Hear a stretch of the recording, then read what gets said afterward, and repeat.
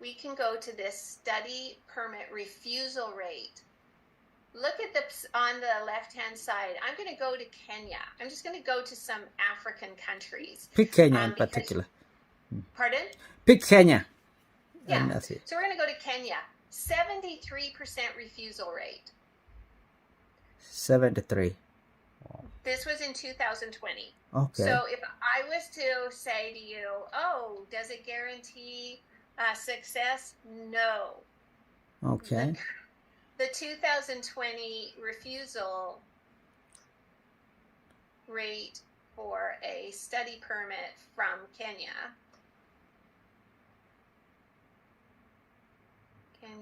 was 73%. So we say, okay, well, why? Why would that be the case?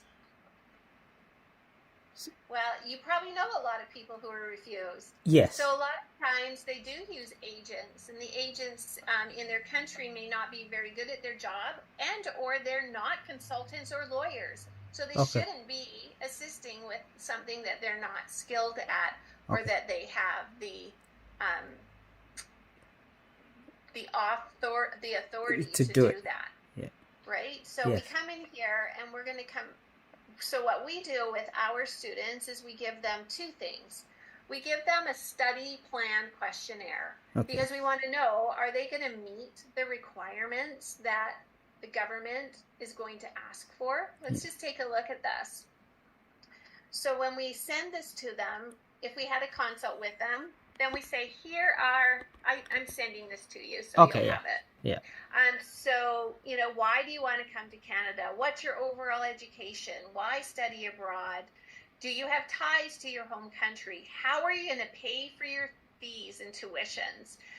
So here are just some examples of things that would be super important for them to prove in their application.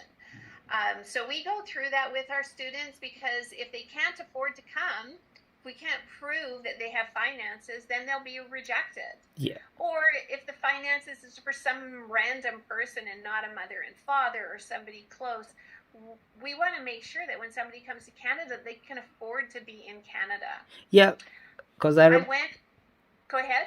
Because I remember when I tried to apply for my brother, and you asked for the family tree, right? So I was like, because it said it's an uncle sponsoring, so you say I have to draw the chart to show how related we are, how related they are, right?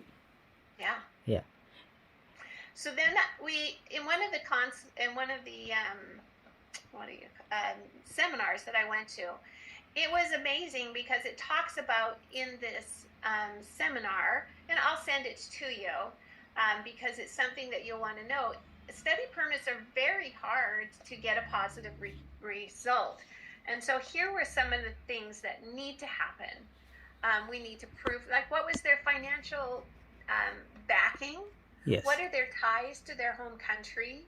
What kind of background did they have in studies? If they were failing in Kenya in their studies, then what will that mean to this time? I'll send this to you as well. Okay, sure, thanks. But you want to say there's 4 different people that are dealing with this application: the client, the consultant, the visa officer, and the school. So everybody has their own motives or their concerns about their goals for this application. Yeah. And we want to make sure that it's a successful application, but we need to prove it. Yes. So here are just some amazing things about assessing an application for a student. So I'll go ahead and send this to you as well. Okay. So that you can get the feeling of how to make a good, strong study plan. So that's in here. Okay. This is something that we would send to a client to make sure that they understand what that means. Okay. And then what are some red flags? This is what usually will cause an application to be refused. So how much funds do they have available? Who's sponsoring them? Is it guaranteed?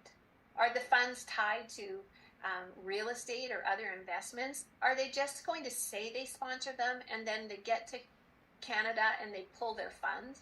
We want to make sure that the funds are solid and straight. So I will go ahead and send this to you. I think it'll be super helpful for you to get some really good information. Okay, thank you. Appreciate it. All right.